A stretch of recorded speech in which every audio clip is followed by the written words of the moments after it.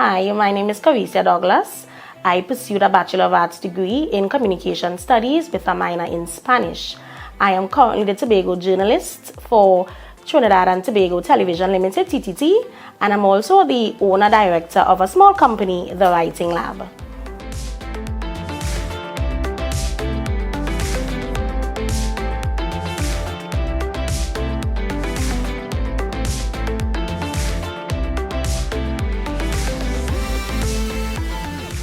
Every time I think about this, I laugh.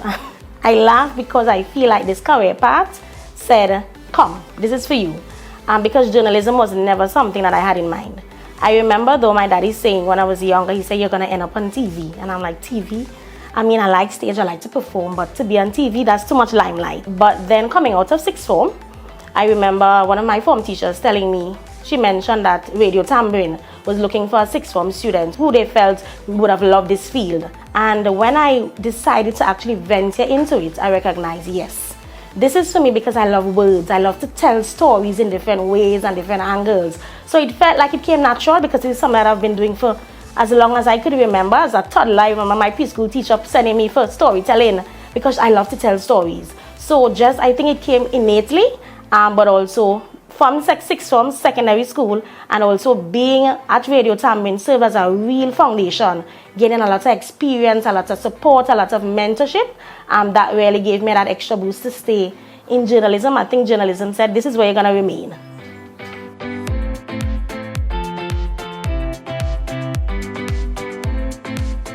Tertiary education was never part of my plan. Anybody who would talk about Caricia knows she was not planning to go to university. However, while I was at Radio Tambourine, I got a call. I think she was the vice principal at that time, and she said, Caricia, you were selected for a scholarship, a THA scholarship. And I'm like, scholarship? I mean, I worked hard, but with no reward in mind. And then she said it would have been the A&R Robinson scholarship. They would have selected it based on the Cape Merits list, and they gave it for different categories. So business, sciences, languages, and I got selected for business. I was like, okay. But what was nice about this opportunity, it gave me the chance, because they said they could have deferred it for 2 years. Because of course, tertiary education, a part of my plan, I wanted to be a bank teller. So I said, you know what, leave it there for a while, for the 2 years, and then I'm going to think about it. It gave me some time to think about it. On that 2-year mark, I remember saying to myself, Caricia, I'm feeling like you need some change. And of course, at Radio Tambourine, Mr. Leacock is saying, ma'am, you need to be doing something. But then I'm still saying, I think I'm good with getting the experience in the field. That is how I was able to now finance my studies. Thankfully, the Department of Advanced Training and Advisory Services, they were so instrumental in making this process easy. Of course, I would have had some savings, I would have had a lot of support from my family, but every semester, the representative at DATAS ensured that my support, my financial support was there. I must give kudos to Miss Wilson. There was not a semester that came and I was wondering what is going to happen. She was always there giving me updates, letting me know what is happening with each tranche, and that made the process so much easier, that I was able to focus on my studies because I know the monies will come. I must mention that the process was very transparent and consistent in providing the necessary information.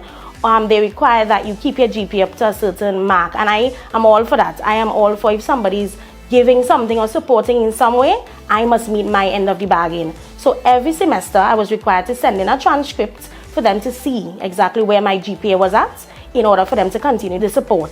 I did that every semester, and every semester on their end, they ensured that the information was there, the tranche was ready to be released, and we continued that process. So it's very clear, very simple, and it was a constant communication, which I really appreciated.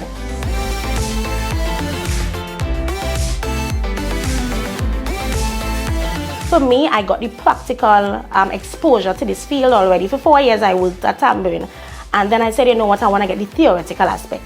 So me heading to UE was really for me to gain all the theories in terms of the research that has gone into communications, and to get a broader perspective, because of course I'm in mass comms, but I studied communication studies, so I get every little detail, public relations, marketing, the different sides of communication. So for me, going into this program, I knew that's what I was about. While some other persons may be going for the different co-curricular activities, all of that, strange enough, that was not my intent and not my interest. That was just for me, because I knew I had a plan in mind. I wanted to get the clearer picture as to this field, and I wanted to just leave after the 3 years. And that is what I did. I always remember, though, when I pursued the course, I said I wanted to do something that was not only about me. So I'm not trying to be the highest person in the rank. That's not my goal. I'm not trying to be a billionaire. I wanted to study something that I could help others too. And that's why I studied Spanish as well as my minor, because I wanted to assist persons who spoke a foreign language. So again, doing that, I experienced much fulfillment because I was able to achieve that goal. I was able to expand my knowledge in the language, but also enjoy that side of my communications that I truly love. I really got to see a clearer picture as it relates to that. When I came out of university now, have a clearer perspective on the field of communication.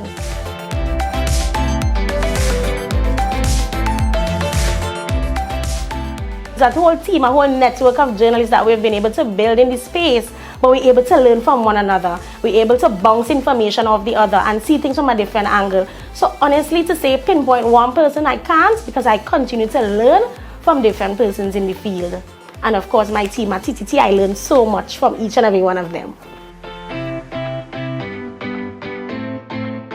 When I speak to being a journalist, it would be the community stories. You see the news features, anybody who knows, see the I Love Tobago segment, that's my thing.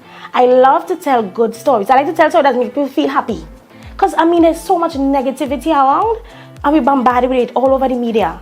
So when I have the opportunity to go into a community and talk to the man, the coconut vendor on the road, and hear his story as to how he got into that trade, that excites me. Where somebody now could resonate, a young man who maybe that he's in that field too, and he wondering, is me alone? But he's able to hear from the veteran coconut vendor, that excites me. I think that is what really brings me some level of fulfillment, because I believe media, yes, it's about informing people, educating people, but it's also telling stories. And telling stories that resonate with an audience so that they could feel like, yes, it's one community and be part of that community. I'm also the owner of the Writing Lab. That is so satisfying. As I always say, entrepreneurship was never part of my plan. You know, you grow up here and get a government work, get your NIS, make sure you have everything settled and you're good for life. But that opened up so many doors for me. And again, me starting the Writing Lab, it came from a place of not finding a job when I came back, but now saying I need to do something, and I love to write and I love people, and I think that is what brings me great satisfaction. Seeing people gain some level of empowerment and motivation from what I offer brings me such fulfillment. Hearing that young man or young woman come back and say, you know, I get you with the work because you write the resume for me, and you help me with the interview, if you prepare me and I get it, brings me satisfaction. Seeing people overcome certain obstacles through my support, though it may, in my mind, when I'm saying just something small, but I really gain a lot of satisfaction from seeing people gain fulfillment from what I offer.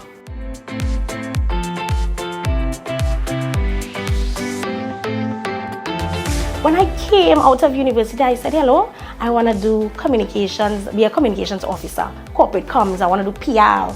And then the opportunity came back to journalism again, and I remember saying, I'm not staying here long enough.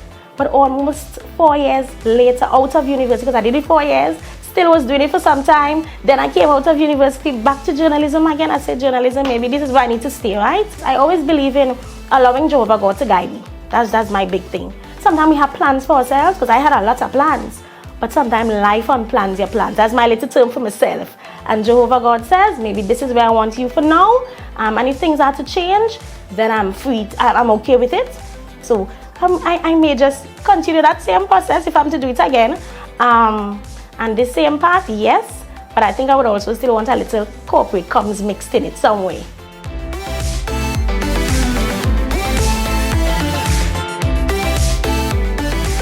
Two tips. Do it for the love and the passion. It has to be innate. It has to be more than money. Because you would hear all the journalists say the same thing. Many times the money does not match up with the level of work. It's a lot of sacrifice. Many times we leave an assignment. People think when you leave the assignment, that's the end. No, that's when it now starts.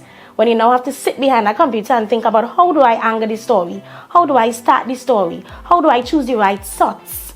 Many times you're about to sleep and your mind is still going because you're thinking about the next assignment, or you're thinking about, did I angle the story the right way? Our minds are always going in the field of journalism. So if you don't love it, then it's going to become very tedious, because naturally on a normal basis, the job is very tedious. Also, don't get caught up with competition. We're in a space where everybody's big on competition, especially in journalism too. The short time that I've been here compared to the veterans. I mean, I've been here for just over 10 years, but there are many persons who have been here longer than I am. But I recognize that sometimes you get caught up in getting the information out there first. And I had to be better than this person and be better than this organization. And we forget being accurate, being credible.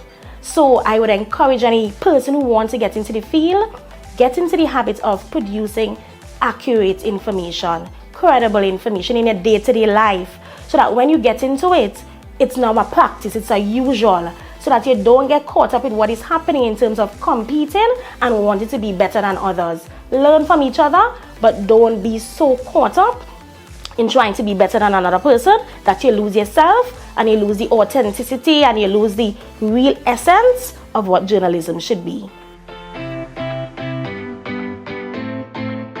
When you look back and you see what you're able to accomplish because of support. I did not do it alone. Of course, the team at Datas, Miss Wilson again, and the entire team, because of course it must be a collective approach. I mean, she wouldn't be the one writing everything. It was a team effort. I must thank them. I also must thank my family. I thank God, Jehovah God, every day for them. Because many times, especially the thesis part of this program, it became heavy and the ending. But them being there, giving me that, girl, I could do it, you almost finished, really helped me to continue pushing. My friends, I have a beautiful support system and I'm always grateful for. I must give them thanks. And I must give all the different journalists in the field who would say, Caricia, they have my back, as it were, giving that extra motivation. Every success that I had, you're there and you're supporting. I must say thank you. I also must thank, Jehovah God. Nothing that I do is me. Everything that I do and I'm able to accomplish is really Jehovah God has given me the ability, and He provides the environment for me to be able to thrive and flourish. So I must give thanks for Him all the time. And I mean, persons who continue to cheer me on in the background, in the foreground, must say also thank you.